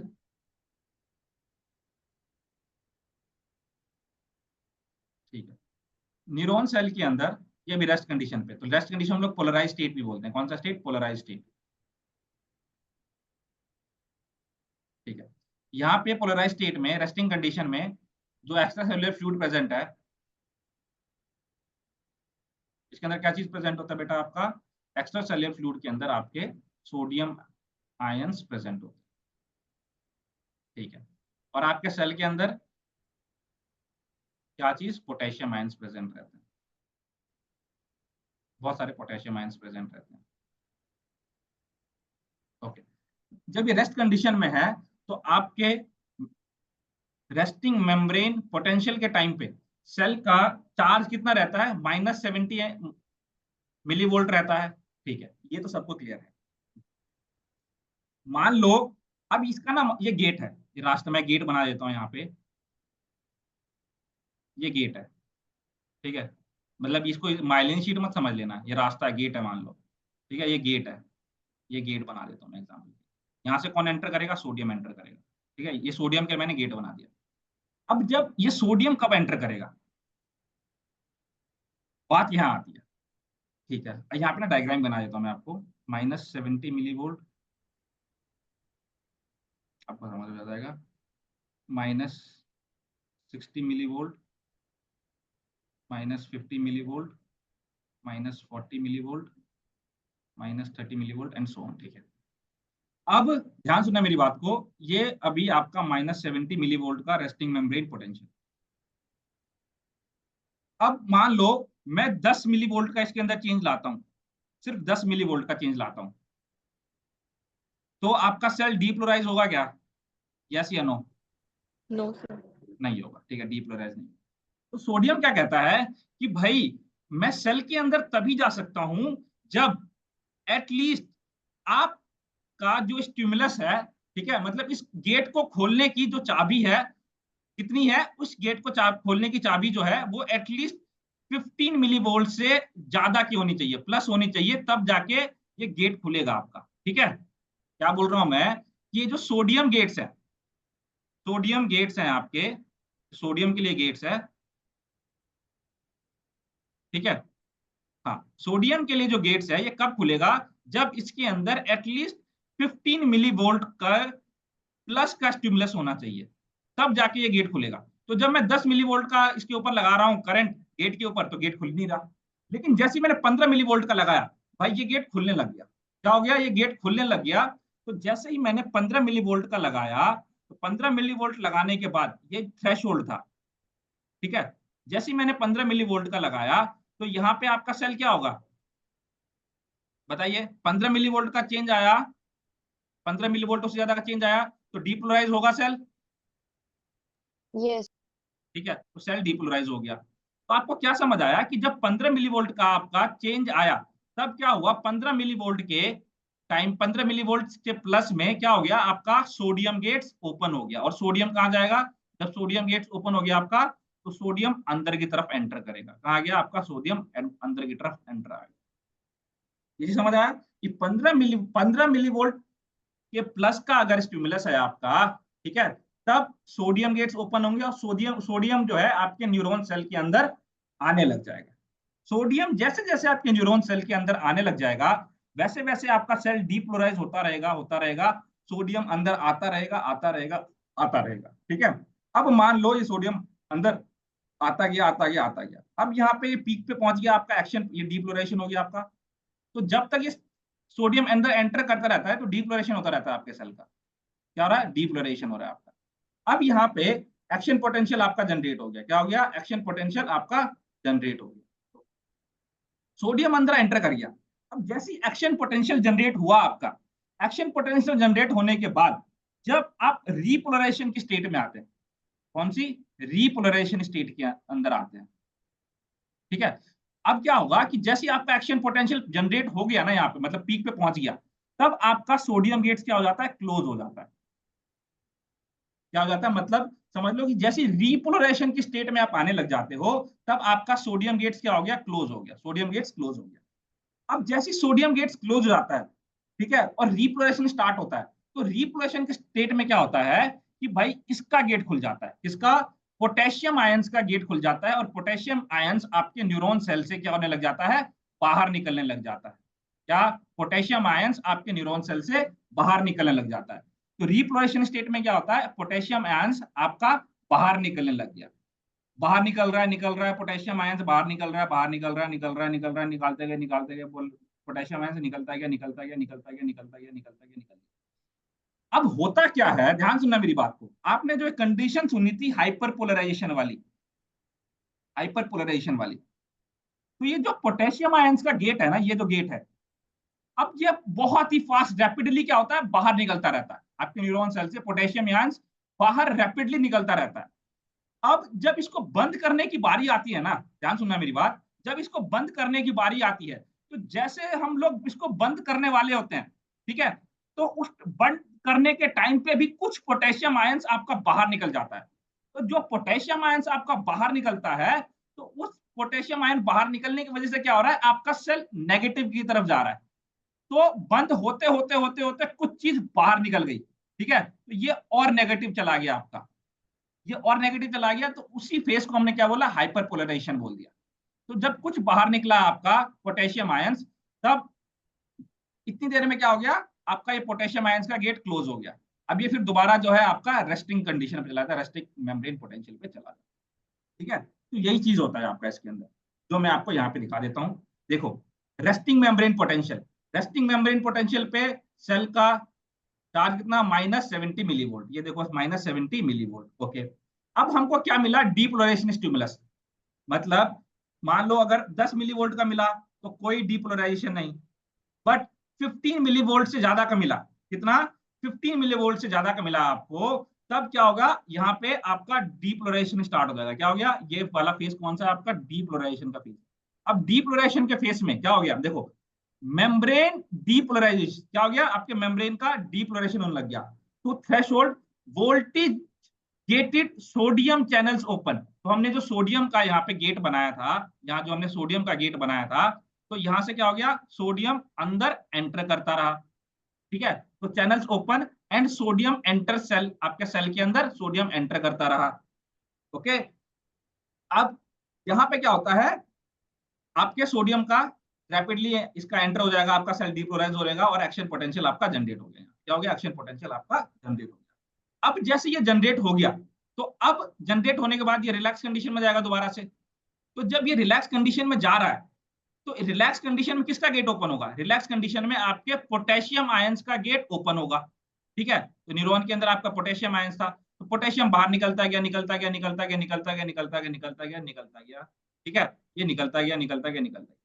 अब होता क्या है कि भाई हम गेट बंद ही कर रहे थे, बंद करते करते कुछ और पोटेशियम आयंस बाहर निकल गए, ठीक है। तो ये जो कुछ पोटेशियम आयंस बाहर निकले ना, तो ये रेस्टिंग, ये -70 मिलीवोल्ट का था, बट गेट बंद करते करते कुछ और निकल गए, तो ये और नेगेटिव चला गया, ठीक है, -80 मिलीवोल्ट निकल गया, समझ लो, मान लो ये चला गया इतने पे। तो जो ये कुछ निकला है ना बाद में आपका, इसी को हम लोग हाइपरपोलराइजेशन बोलते हैं, ठीक है, और इसी को हम लोग रिफ्रैक्टरी पीरियड भी बोलते हैं। ये चीज, sodium channels close, sodium channels close हो गया आपका, यहाँ पे जैसे एक्सप्रेशन जनरेट हो गया आपका। फिर उसके बाद स्लोली आपका पोटेशियम चैनल्स का गेट खुल गया, और पोटेशियम चैनल्स जो है आपके, वहां से पोटेशियम मूव करने लग गया आपका एक्स्ट्रा सेलुलर फ्लूइड के अंदर, ठीक है, बाहर की तरफ मूव करने लग गया आपका।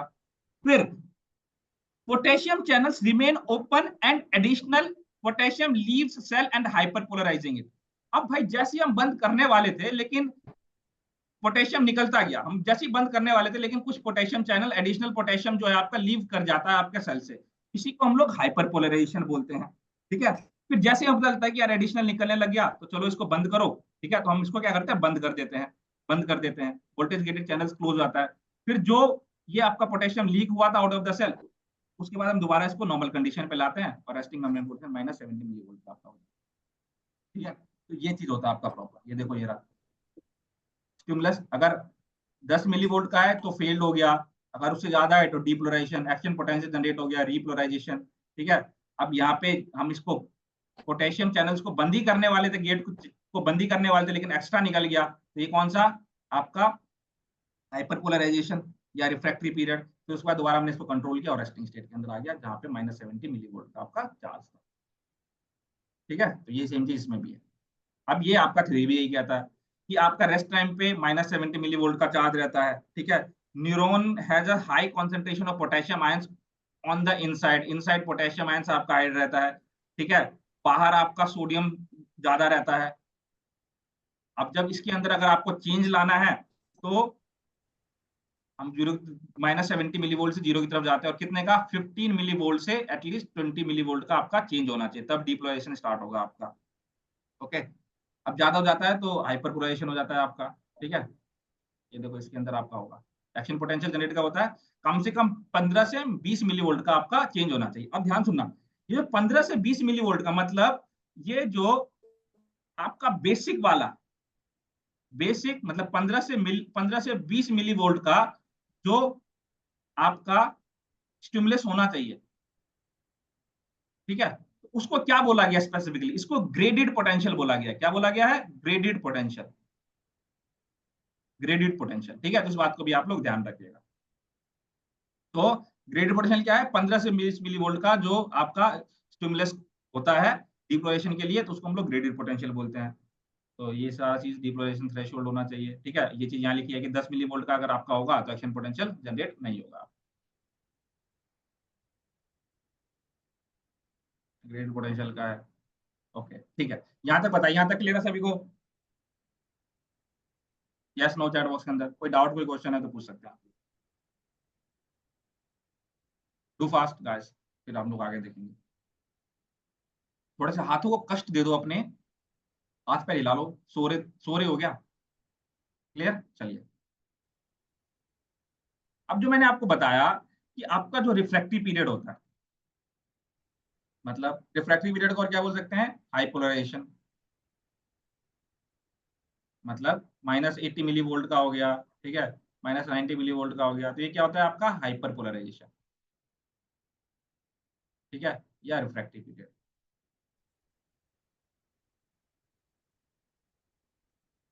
ठीक है, तो अब ये आपके दो टाइप के होते हैं। कितना टाइप के बेटा? दो टाइप के। एक एब्सोल्यूट रिफ्रैक्टिव पीरियड,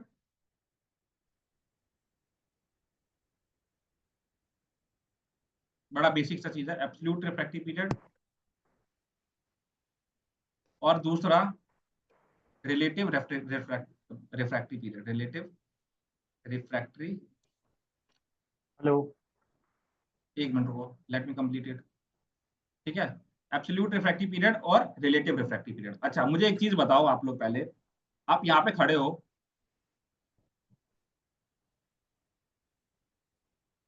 ठीक है, आपको एक तरफ यहाँ पे कोई एक पर्सन खड़ा है जो किस चीज से मार रहा है आपको?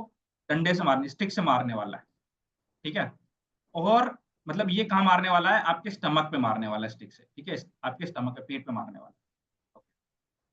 अब यहाँ पे एक पर्सन खड़ा है, यहाँ पे,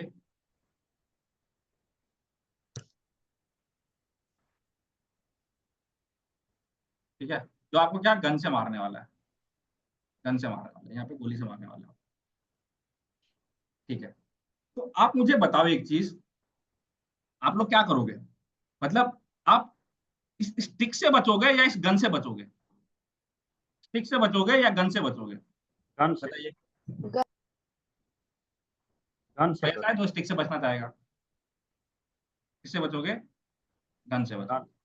सभी गन से बचेंगे, ठीक है, ओके। देखिए, अब सुनिए इसी बात को। मान लो क्या हो गया, जब आप यहाँ पे खड़े हो, ठीक है, अब जब आपको स्टिक से मारने वाला है कोई, तो ये सिग्नल आपके ब्रेन के अंदर गया। क्या? जब आपको स्टिक से मारने वाला है कोई, ये सिग्नल आपके ब्रेन के अंदर गया, और साइमल्टेनियसली क्या हो गया?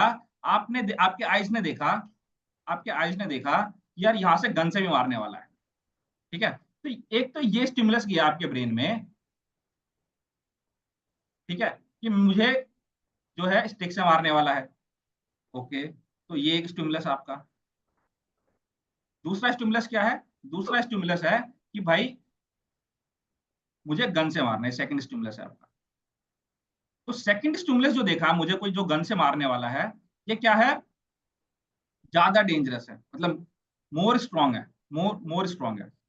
ये वाला स्टिमुलस आपका मोर स्ट्रांग।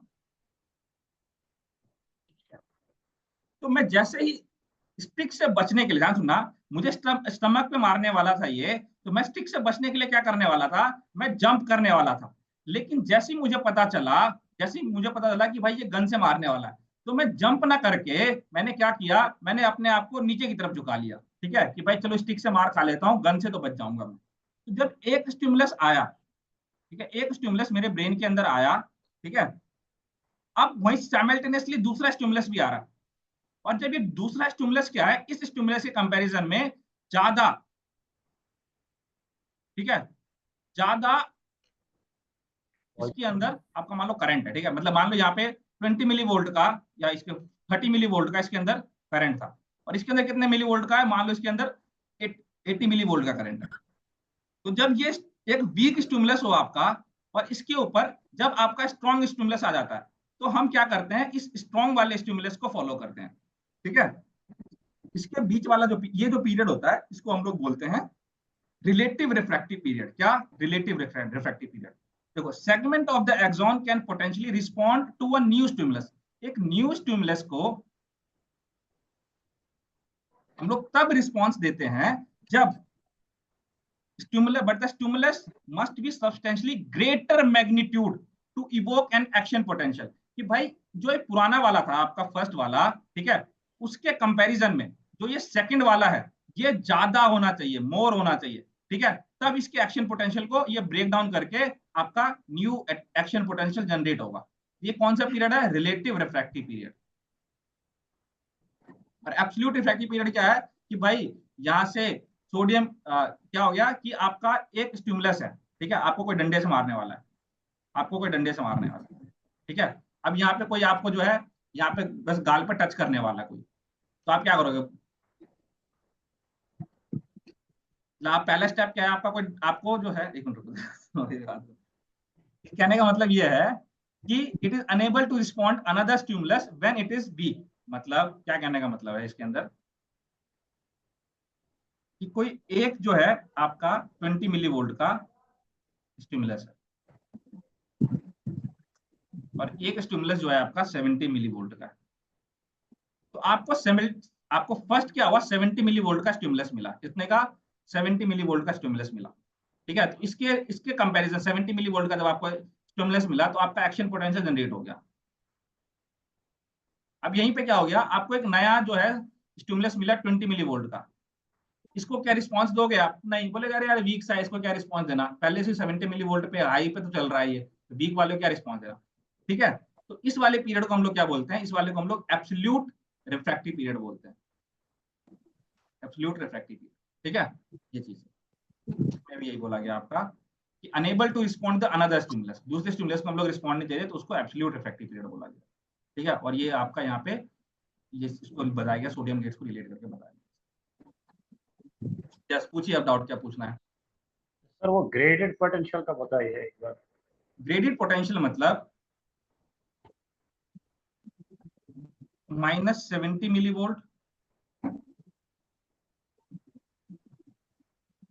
थ्रेशोल्ड कितना ये आपका कितने पे है? 55 मिली वोल्ट, 55 मिली वोल्ट, मतलब कि 15 मिली वोल्ट का आपका 15 से 20 मिली वोल्ट का जो है इसके अंदर स्टिमुलस होना चाहिए।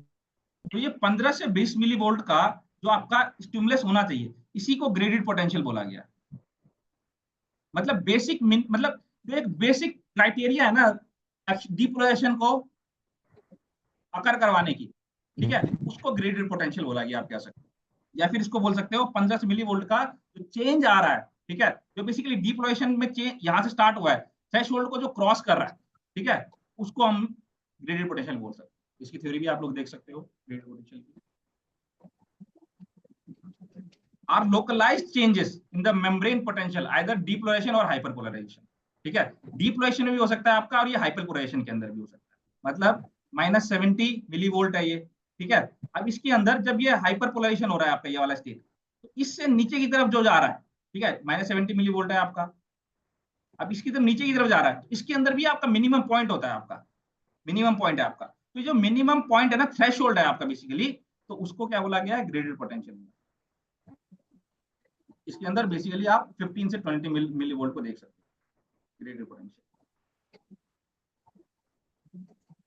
ओके। तो ये था आपका। अब देखो आपको थोड़ा सा बता देता हूँ, अब ये समझ आ गया आप लोगों को स्लाइडिंग फिलामेंट थ्योरी में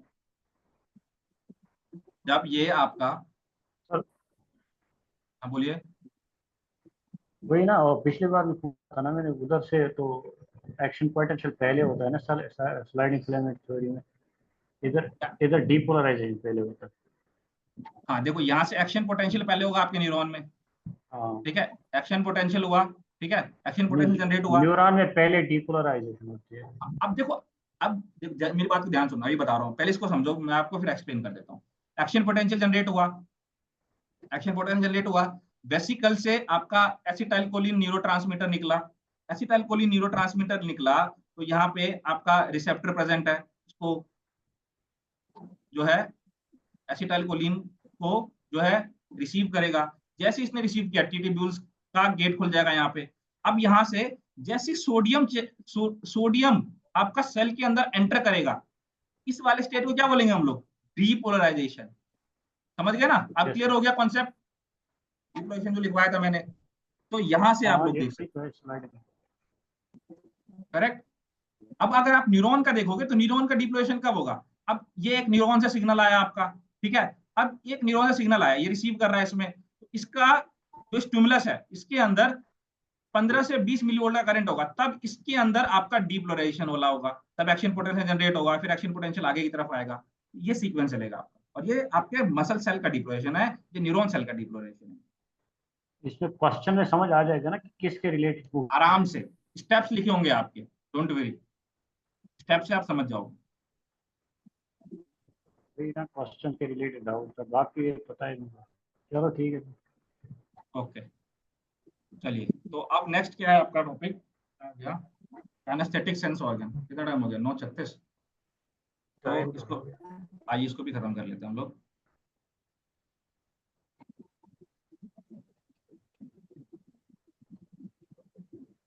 काइनेस्थेटिक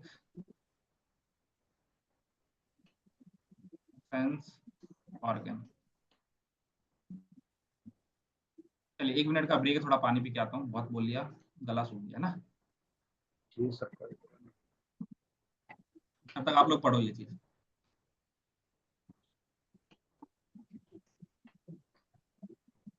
क्या पढ़ने के लिए दूँ? चलो ये पढ़ो तब तक।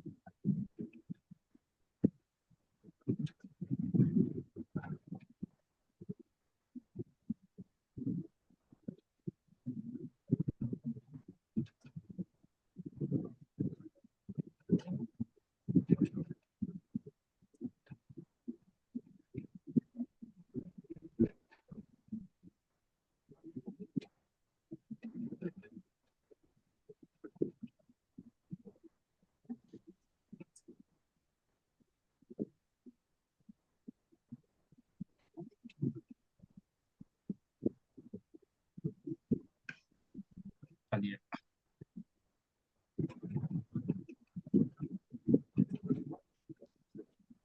Kinaesthetic sense organ. हाँ,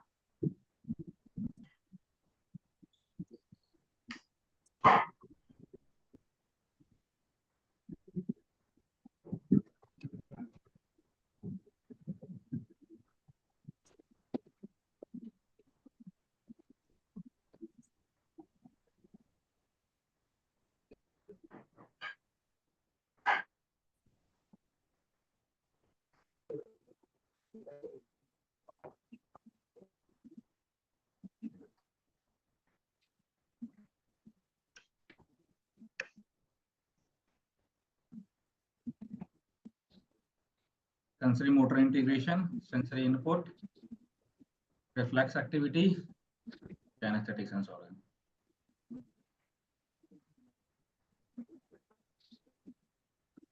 देखिए जैसे मैंने आप लोग कल बताया था थोड़ा सा, मतलब काइनेस्थेटिक सेंस ऑर्गन होता क्या है? काइनेस्थेटिक सेंस ऑर्गन कहने का मतलब है कि मान लीजिए आपके बॉडी के अंदर, ध्यान सुनना मेरी बात को, आपके बॉडी के अंदर आपके ब्रेन को कैसे पता चलता है कि आप लेटे हुए हो, लाइंग कंडीशन में हो, ठीक है, या फिर स्टैंडिंग कंडीशन में हो, ठीक है, या फिर आपको भूख भूख लगी है, आपको प्यास लगी है, ठीक है। मतलब इन सब चीजों के बारे में आपके ब्रेन को पता कैसे चलता है, अवेयरनेस कैसे मिलता है? कोई ना कोई चीज तो होगी जो ब्रेन को इंफॉर्मेशन भेजती होगी, है ना। तो जनरली क्या हम लोग पढ़ते हैं, हम लोग पढ़ते हैं कि भाई हमने आईज से देखा, ठीक है, हमने आईज से देखा और हमारे ब्रेन के पास सिग्नल गया, ठीक है, ये हमने देखा, आईज से देखा और ब्रेन तक सिग्नल गया। तो ये तो हमें बस आईज वाला पोर्शन बता दिया, आउटर वर्ल्ड वाला बता दिया। या फिर हमने ईयर से सुना और हमारे ब्रेन के पास सिग्नल गया, तो फिर उसके अगेंस्ट हमने रिस्पॉन्स कर दिया। या फिर हमें किसी ने स्किन पे टच किया और फिर हमारे ब्रेन तक सिग्नल गया, फिर उसके अगेंस्ट हमने रिस्पॉन्स कर दिया, ठीक है, छठी इंद्री, ठीक है। या फिर हमने क्या, मतलब कि टंग पे हमने किसी चीज को रखा तो उसको टेस्ट किया और हमारे ब्रेन के पास सिग्नल गया, तो हमने उसको जो है थ्रो आउट कर दिया बाहर। ये चीज तो बड़ी कॉमन सी है जो हमें सबको पता है, और बिल्कुल करेक्ट बात है कि इस तरीके से हमारे ब्रेन को पता चलती है। बट अब मान लो इंटरनली जो आपको प्यास लगती है, ठीक है, या फिर आपको भूख लगी, या आपके मान लो क्या होता है कि जैसे आप कभी अचानक से चल रहे हो और यहाँ पे आपका गड्ढा है, ठीक है, या बारिश हुई है, अभी यहाँ पे कीचड़ है, तो आप क्या होता है गिरने लग जाते हो, अचानक से गिरने लग जाते हो और आपका मसल स्ट्रेच होने लग जाता है, लेकिन अपने आप को संभाल लेते हो, ठीक है, करेक्ट कर लेते हो, आप लोग संभाल लेते हो। तो आपका मसल जो ये स्ट्रेच हो रहा है, तो यहाँ पे भी ना आपके मसल्स के अंदर भी रिसेप्टर्स प्रेजेंट होते हैं। क्या प्रेजेंट होते हैं? आपके रिसेप्टर्स प्रेजेंट होते हैं। अब ये रिसेप्टर्स क्या करते हैं, आपके ब्रेन को सिग्नल भेजते हैं कि यार हम ये गिरने वाला है, मसल ज्यादा स्ट्रेच होने वाली, उतनी स्ट्रेच नहीं करनी, इंजरी हो जाएगी। क्या हो जाएगी? इंजरी हो जाएगी। तो आपका ब्रेन इसके रिस्पॉन्स में क्या करता है, मतलब जो भी मूवमेंट परफॉर्म करना होगा मूवमेंट परफॉर्म कर देता है, ठीक है। आप कभी कभार क्या करते हो, बहुत ज्यादा ट्राई करते हो हाई वेट लिफ्ट करने का, बहुत ज्यादा वेट लिफ्ट करने का कोशिश करते हो आप लोग, बट वो लिफ्ट नहीं कर पाते। क्यों नहीं कर पाते लिफ्ट? बताओ, क्यों नहीं लिफ्ट कर पाते? बताइए, क्यों नहीं लिफ्ट कर पाते वेट आप ज्यादा? क्यों? बोलो, सोचा कभी, मतलब वेट लिफ्ट क्यों नहीं कर पा रहे हो आप ज्यादा? क्या हो रहा है ऐसा? यही मान लो, मैं आपको देता हूँ एक कंडीशन देता हूँ एग्जांपल के लिए। आप नॉर्मल कंडीशन में एग्जांपल के लिए 50 केजी वेट लिफ्ट नहीं कर पा रहे हो, नॉर्मल कंडीशन में हम लेते हैं एग्जांपल, नॉर्मल केजी में आप 50 केजी लिफ्ट वेट नहीं कर पा रहे हो।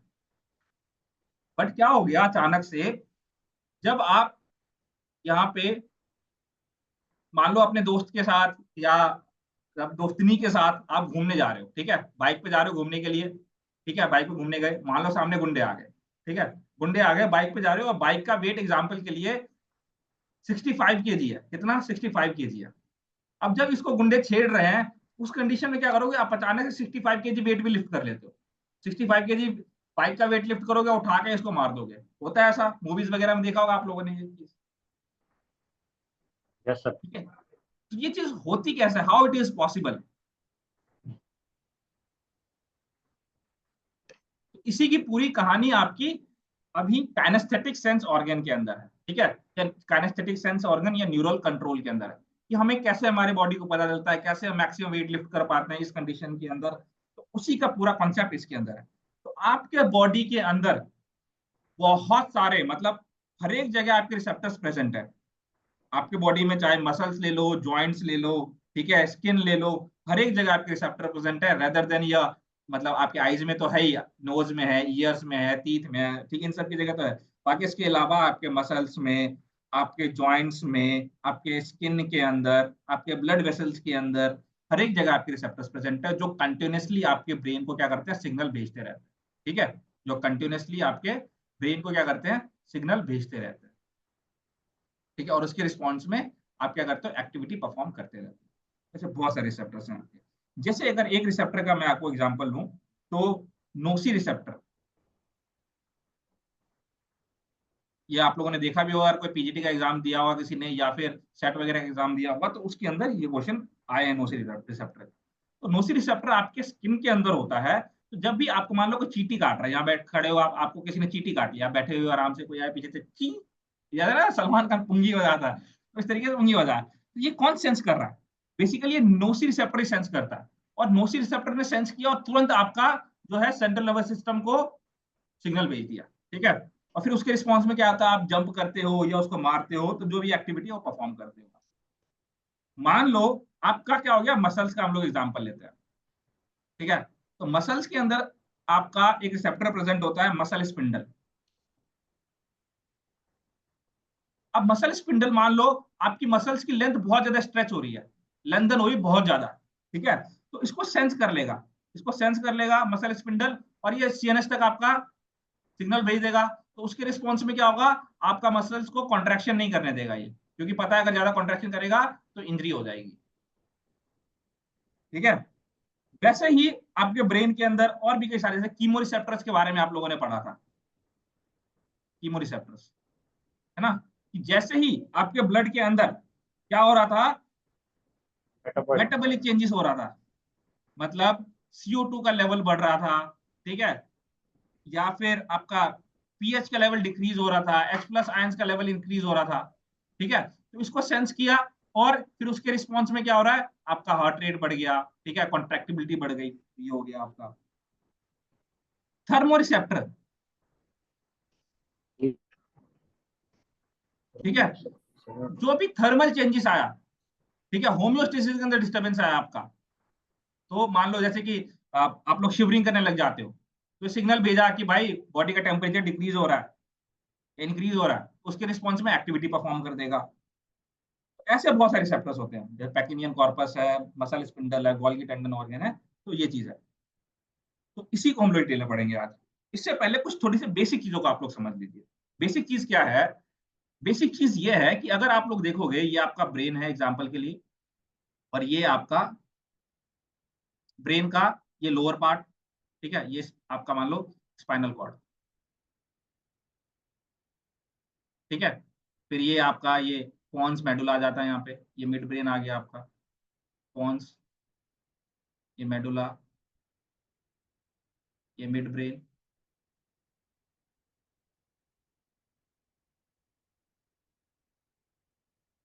अब ध्यान से सुनिए, मैंने आपको क्या बताया था कि जो भी आपके स्टिमुलस जाते हैं, मतलब कि जो भी आपका सिग्नल ट्रैवल करता है, सिग्नल कौन से ऑर्डर में ट्रैवल करता है भाई, असेंडिंग ऑर्डर में ट्रैवल करता है, किसमें, असेंडिंग ऑर्डर में ट्रैवल करता है, ओके। क्या मतलब, पहले यहाँ पे ये स्पाइनल कॉर्ड है आपका, ठीक है, अब यहाँ से आपका मान लो हैंड है, अब हैंड ने कोई सिग्नल रिसीव किया, एग्जांपल के लिए कोई भी सिग्नल रिसीव किया, मान लो यहाँ पे किस चीज का, कोई आयरन वाला एग्जांपल लेते हैं हम लोग, आयरन में टच किया, ठीक है, आयरन में टच किया, आपको पता यहाँ से टच किया, फिर ये ट्रैवल करता हो जाएगा, तो यहाँ से पहले यहाँ तक गया, एग्जांपल के लिए आपके पूरे, मतलब यहाँ से लेके सेंट्रल पार्ट तक, आपके पेरिफेरल पार्ट से आपके सेंट्रल पार्ट तक, पेरिफेरल पार्ट से सेंट्रल पार्ट तक, तो ये एक स्टेप हो गया मान लो। दूसरा स्टेप क्या हो गया, ध्यान सुनना, दूसरा स्टेप क्या हो गया कि ये आपके सेंट्रल पार्ट से, ठीक है, सेंट्रल पार्ट से ये जो ये बीच वाला रीजन है आपका, मेडुला, पॉन्स, मिड ब्रेन, या आपका जो स्पाइनल कॉर्ड है, ये वाला पार्ट, तो ये मान लेते हैं हम लोग सेकंड स्टेप। और ये जो आपका, इसको हम लोग बोलते हैं higher centre of brain, higher centre of brain, ठीक है। तो फिर यहाँ से ये जो स्टिमुलस है आपका हायर सेंटर ऑफ ब्रेन के अंदर जाता है, ऊपर की तरफ। मुझे एक चीज बताइए आप लोग, मैंने आपको क्लास के अंदर बताया था, जो हायर सेंटर ऑफ ब्रेन होता है वो कौन से मूवमेंट मोस्टली परफॉर्म करता है, यस, हायर ब्रेन कौन से मूवमेंट मोस्टली परफॉर्म करते हैं, आपके वॉलेंट्री मूवमेंट को परफॉर्म करता है, कौन सा मूवमेंट, वॉलेंट्री मूवमेंट, ठीक है, या फिर वॉलेंट्री मूवमेंट, और आप क्या बोल सकते हो, ऐसे मूवमेंट जो भाई कॉम्प्लेक्स है, क्या है, कॉम्प्लेक्स मूवमेंट है आपके, उसको आपका हायर सेंटर ऑफ ब्रेन जो है परफॉर्म करता है। अब एग्जाम्पल के लिए, ये जो सिग्नल आपने आयरन को टच किया, तो यहाँ पे आपको क्या लगता है, मैं आपको ऑप्शन देता हूं, आपको क्या लगता है कि इसके लिए रिस्पॉन्स कहां से आना चाहिए, इसके लिए रिस्पॉन्स आपका आपके स्पाइनल कॉर्ड से आना चाहिए, या फिर हायर सेंटर ऑफ ब्रेन से आना चाहिए, ये मैं आपको फर्स्ट और ये सेकंड ऑप्शन देता हूँ, क्या लगता है आपको, स्पाइनल कॉर्ड वाले रीजन से आना चाहिए, इस वाले पार्ट से आना चाहिए, या फिर आपका हायर सेंटर ऑफ ब्रेन से आना, चैट बॉक्स में बताइए। Spinal cord. स्पाइनल कॉर्ड से आना चाहिए, ओके। अब मान लो क्या करना है, एग्जाम्पल के लिए आप किसी से हैंड शेक करना चाहते हैं, क्या करना चाहते हैं, हैंड शेक करना चाहते हैं, आराम से, ये भी सामने से आ रहा है, ये भी आराम से, बड़े धीरे स्लोली स्लोली आ रहे हैं ना, स्टेप मारते हुए। अब ये जो रिस्पॉन्स है, ये आपका कहां से कंट्रोल होगा, बताइए, ब्रेन। कहां से, कौन से ब्रेन से, हायर सेंटर ऑफ ब्रेन से आपका रिस्पॉन्स ये कंट्रोल होगा। एग्जाम्पल के लिए आपने रनिंग करनी है, ठीक है, रनिंग करनी है, तो ये कहां से कंट्रोल होगा? आपका हायर सेंटर ऑफ ब्रेन से। तो जो कॉम्प्लेक्स मूवमेंट है, वॉलंटरी मूवमेंट है आपकी, वो कहां से कंट्रोल होगी? हायर सेंटर ऑफ ब्रेन से कंट्रोल होगी। जो ऐसे सडन सिचुएशन वाली चीजें हो जाती हैं आपकी, कभी आप गिर रहे हो, अचानक से मतलब जंप करना है, अचानक से कोई एक्टिविटी परफॉर्म करनी है, तो ये सब चीजें कहां से कंट्रोल होती है? आपके स्पाइनल कॉर्ड से या फिर आपके पॉन्स मेडुला, यहाँ से आपके कंट्रोल होता है, ठीक है। ये चीज आप लोग ध्यान रखिएगा। अब मान लो क्या हो गया कि यहाँ पे सेंसरी न्यूरॉन जो है, सेंसरी न्यूरॉन जो है, ये मैं एक न्यूरॉन बनाता हूं यहाँ पे, ठीक है, ये दूसरा न्यूरॉन बनाता हूं, ठीक है। ये कौन सा? सेंसरी न्यूरॉन है सारा का सारा। ये स्पाइनल कॉर्ड है आपका, मैं ये स्पाइनल कॉर्ड बना देता हूँ, ठीक है, एग्जांपल के लिए। तो ये क्या हो गया है? सिग्नल लेके गया आपका, ये मैं और बनाता हूँ, यहाँ पे सिग्नल लेके आ गया ये, ठीक है, सेंसरी न्यूरॉन सिग्नल लेके आ गया। कौन सा सिग्नल? वही आयरन टच करने वाला, आयरन टच हुआ इसको, ठीक है। अब यहाँ पे जब ये सिग्नल लेके आया आपके स्पाइनल कॉर्ड के अंदर, ये स्पाइनल कॉर्ड है आपका, आपके ब्रेन तक सिग्नल नहीं जाएगा, आप लोगों ने जस्ट मुझे बताया अभी। तो यहाँ पे एक आपका स्पेशलाइज्ड न्यूरॉन होता है, क्या? ये आपका सेंसरी न्यूरॉन, यहाँ पे आपका एक स्पेशलाइज्ड न्यूरॉन होता है जिसको हम लोग बोलते हैं इंटर न्यूरॉन, इंटर न्यूरॉन, ठीक है। अब ये क्या करता है? ये आपका दो न्यूरॉन, सेंसरी और मोटर न्यूरॉन के बीच में, ये आपका मोटर न्यूरॉन एग्जांपल के लिए, ठीक है, ये मोटर न्यूरॉन, अभी क्या बोलेगा भाई? यहाँ से हाथ हटा ले, ठीक है, यहाँ से हाथ हटा ले। तो यहाँ पे एक स्पेशलाइज्ड न्यूरॉन देख रहे हो आप, इंटर न्यूरॉन, जो क्या काम कर रहा है? ये काम कर रहा है इंटीग्रेशन का। क्या काम कर रहा है?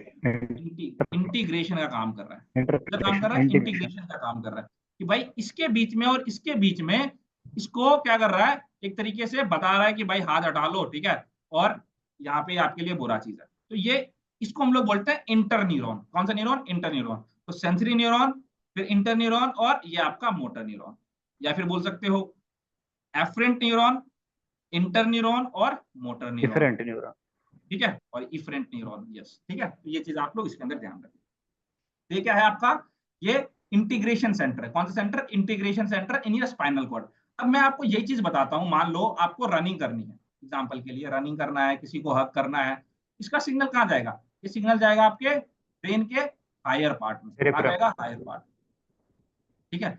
अब ब्रेन के हायर पार्ट में इसका इंटरप्रिटेशन हो रहा है, तो ये आपका इंटीग्रेशन सेंटर हो जाएगा। यहाँ पे अब क्या हो जाएगा? इंटीग्रेशन सेंटर आपका ये वाला हो जाएगा, जो उसके रिस्पॉन्स में आपका मोटर मूवमेंट परफॉर्म होगा, ठीक है।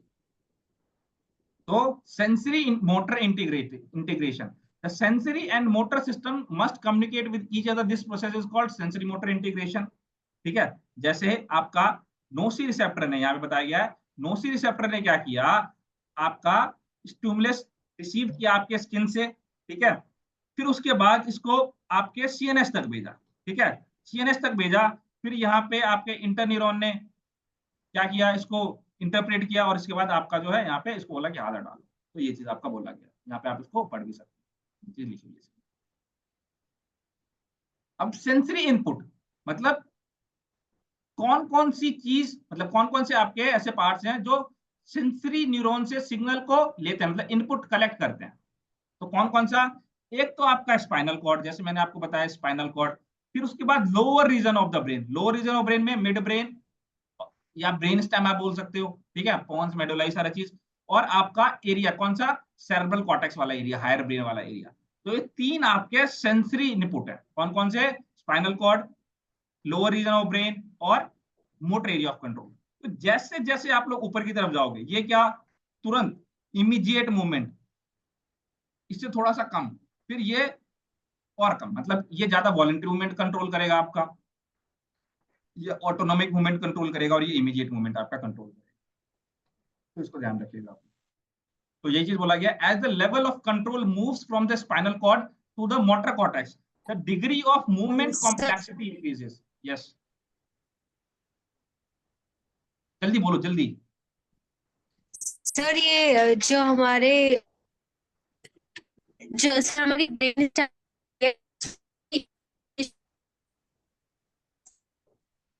आवाज कट रही है। बाद में पूछना, let me complete it, flow टूट जाता है ऐसे, ठीक है। Sir brain stem Nidhi chat box में लिखो। हाँ मैं क्या कह रहा था आपको, as the level of control moves from the spinal cord, मतलब स्पाइनल कॉर्ड से, ठीक है, ये आपका स्पाइनल कॉर्ड है, स्पाइनल कॉर्ड से जैसे जैसे ऊपर जाएगा, मतलब ये आपका ब्रेन स्टेम एग्जांपल के एकदम पॉन्स मेडुला, और फिर ये आपका ये ऊपर वाला रीजन आ गया आपका, तो जो मूवमेंट है कॉम्प्लेक्सिटी की वो इंक्रीज होती रहेगी आपकी, ठीक है, इस बात को ध्यान रखिएगा, ये सारा चीज के अंदर लिखा हुआ है। रिफ्लेक्स एक्टिविटी, अब रिफ्लेक्स एक्टिविटी को, रिफ्लेक्स एक्टिविटी को हम लोग क्या बोल सकते हैं, रिफ्लेक्स एक्टिविटी को simple motor reflex, stretch reflex और मायोटोटिक रिफ्लेक्स ही बोल सकते हैं। ये एग्जांपल लिखा हुआ है पूरा का पूरा इसका, ठीक है। जैसे कि example, the stimuli of heat and pain are received by thermoreceptors and nociceptor in the hand and then sensory action potential travel to the spinal cord, spinal cord में गया आपका, terminating at the level of entry on the spinal cord, these action potential are integrated instantly by interneurons, interneurons को interpret किया, और फिर उसके बाद motor neuron के थ्रू जो है आपका बोल देगा कि हैंड को हटा लो, ये आपके लिए अच्छा नहीं है, ठीक है। इसको क्या, simple motor reflex, touch reflex, myotatic reflex, ये चीज आप लोग बोल सकते। बाकी चलो यहाँ से हम लोग कल के स्टार्ट करेंगे काइनेस्थेटिक सेंस ऑर्गन्स, ओके। क्या कह रहे हो, ब्रेन स्टेप में भी इंटरप्रिटेशन होता है क्या, होगा ना, बताया था ना, जैसे कि होता क्या है, देखिए मान लो ये पॉन्स मेडुला, रेस्पिरेशन रेट कौन कंट्रोल करता है, पॉन्स, कौन कंट्रोल, रेस्पिरेशन रेट कौन कंट्रोल कर रहा है, पॉन्स। अब आप एक्सरसाइज की इंटेंसिटी बढ़ा रहे हो, दोनों करते हैं, मेडुला ओब्लांगेटा और पॉन्स। सुनो, एक्सरसाइज की इंटेंसिटी बढ़ा रहे हो आप, अब एक्सरसाइज की जब इंटेंसिटी बढ़ा रहे हो तो क्या फिजियोलॉजिकल चेंजेस, आपके मेटाबॉलिकल चेंजेस हो रहे हैं, CO2 बढ़ रहा है, पीएच लेवल डिक्रीज हो रहा है, H+ आयंस का लेवल कंसेंट्रेशन बढ़ रहा है, ठीक है। तो क्या करेगा आपका, यहाँ से सिग्नल लेके जाएगा, यहाँ से लेके आपके मेडुला के अंदर, तो मेडुला बोलेगा अरे पॉन्स भाई तू छोड़, अब मेरे पास कंट्रोल आने दे, तो यहाँ से क्या होगा, फिर इसके रिस्पॉन्स में आपका ब्रीथिंग रेट बढ़ जाएगा, ठीक है, जहाँ पहले 12 to 16 बीट्स पर मिनट थी, वहाँ पे 30-40 बीट्स पर मिनट हो जाएगी आपकी, हार्ट रेट बढ़ जाएगा, ये सारा चीज होता है। तो यहाँ पे भी इंटीग्रेशन सेंटर है ना, but this integration centre is autonomic, कैसा, ये ऑटोनॉमिक होता है, ये भी इट्स अ काइंड ऑफ, इसको ऑटोनॉमिक तो नहीं बोल सकते, बट ये ऑटोमेटिकली होता है, इसके ऊपर कंट्रोल तो होता नहीं आपका, मतलब इसके ऊपर ना ऊपर जाता रहता है, ये ऑटोनॉमिक का पार्ट हो जाता है आपका, ये बीच वाला मिड ब्रेन वाला जो पार्ट है आपका, ठीक है निधि। चलिए और कोई क्वेश्चन, कोई डाउट।